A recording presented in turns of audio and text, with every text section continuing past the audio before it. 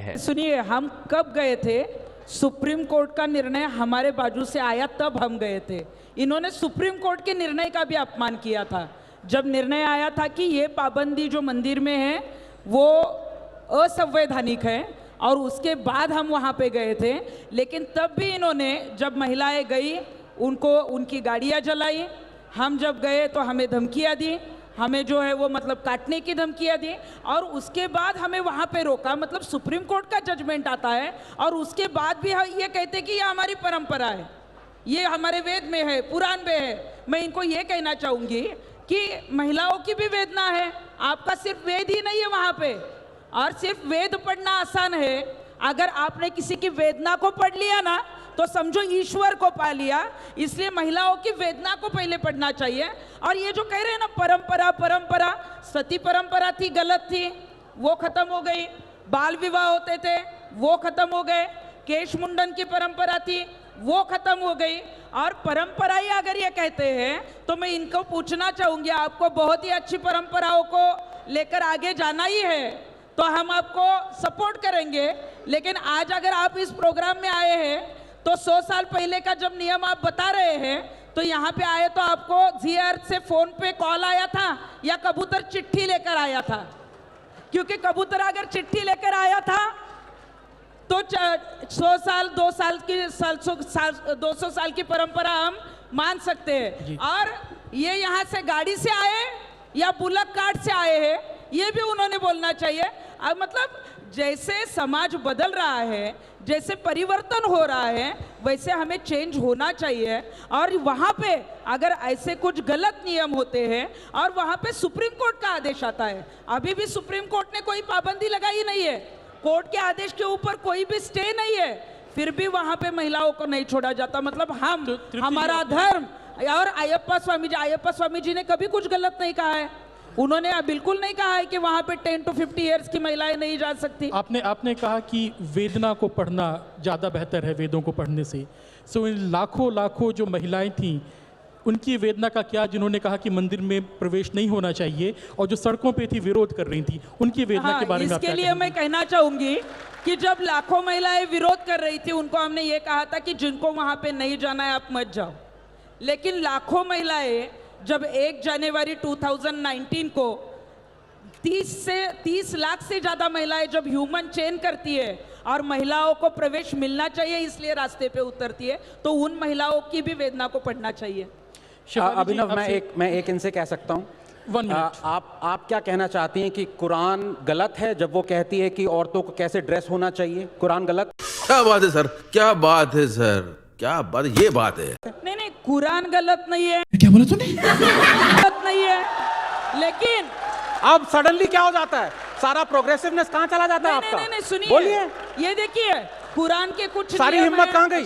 मैं सवाल को आपसे पूछता हूँ। हमारे पुराण के नियम है, उसमें बदलाव लाना चाहिए। उसमें बदलाव लाना चाहिए, उसमें अपने आप बदलाव आएगा। हजारों मैं आपसे कह रहा हूं कि कुरान में अल्लाह ने कहा है कि एक भी शब्द, एक भी चीज इट इज ऑल इनवायलेबल, आप चेंज नहीं कर सकते।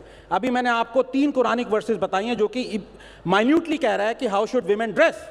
Why don't you say it is wrong? नहीं, लेकिन उसमें जो है वो बदलाव आना चाहिए और इसीलिए It is so easy to expose the hypocrite. तृप्ति जी, मैं आपसे सवाल सरल करता हूं। तलाक का मुद्दा है, आनंद जी, ट्रिपल तलाक is not in Quran. इसलिए काम कर रहे हैं। Safe spaces, right? And the right always mocks that concept of safe spaces. But the argument which you are advancing, is it not an Hindu version of safe spaces or the right-wing version of safe space, which is a traditional place, and you are basically adopting the same left-wing argument in a more sophisticated language maybe? See, I don't wish to get into the left versus right debate because I don't see myself as part of the right wing. I see myself as part of the Indic wing. I don't believe that there is a concept of right wing in India. Second, let me be blunt. The fundamental issue has been the inability to strike a distinction between diversity and discrimination, between uniformity and equality, between pluralism and standardization. I have seen over the course of this debate and several debates repeated references to untouchability, to sati and whatnot.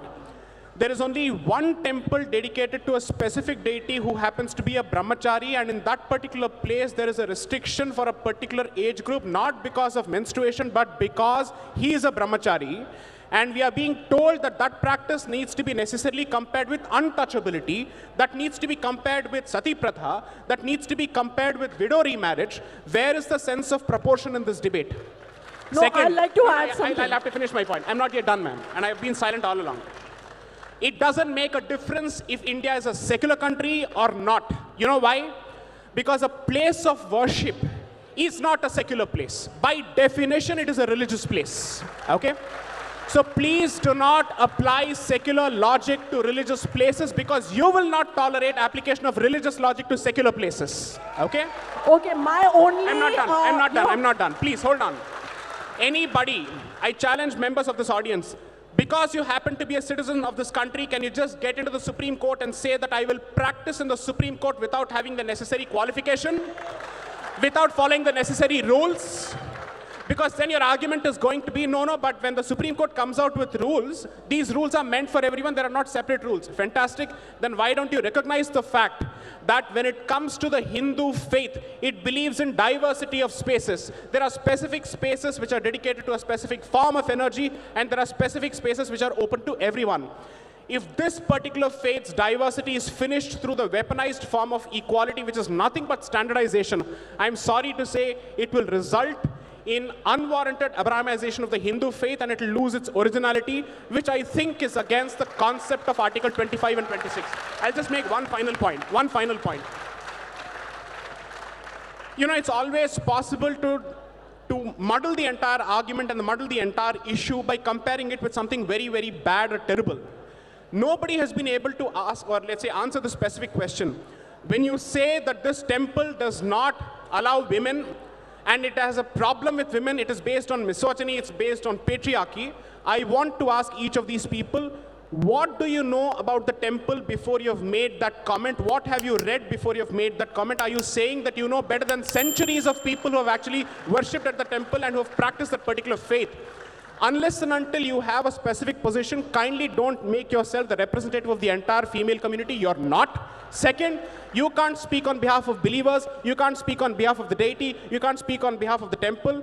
To put it in the language of Game of Thrones, you know nothing, Jon Snow. Thank you.